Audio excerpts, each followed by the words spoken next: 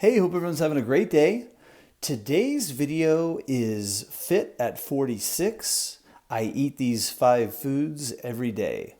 So I'm going to show you exactly what I ate on this day, and I'm going to highlight 5 foods that I get in pretty much every day that I think are important for longevity and health and fitness in general. And as you can see, I have some clips from the workout that I did that day as well, and I do a strength training workout twice a week and a cardio workout twice a week to help stay in great shape.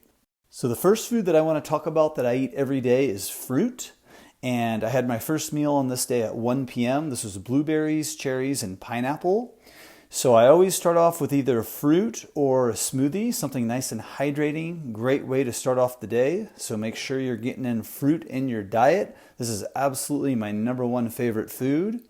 Then next up at 2 p.m. I made a big oatmeal. This had apples, bananas, pecans, dried cherries, and almond milk.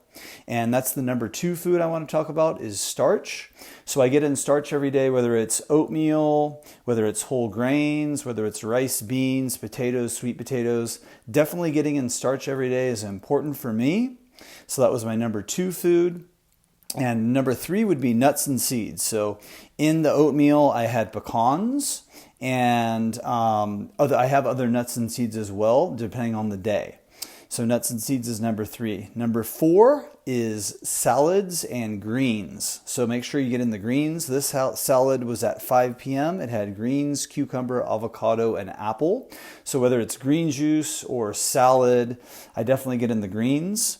And #5 is veggies. So this was a veggie soup. It also had beans and starches in it.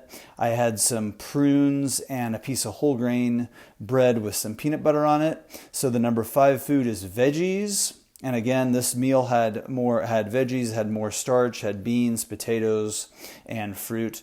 And I did have a second bowl of that with a second slice of bread. For dessert, I had some granola with a sliced up banana and almond milk.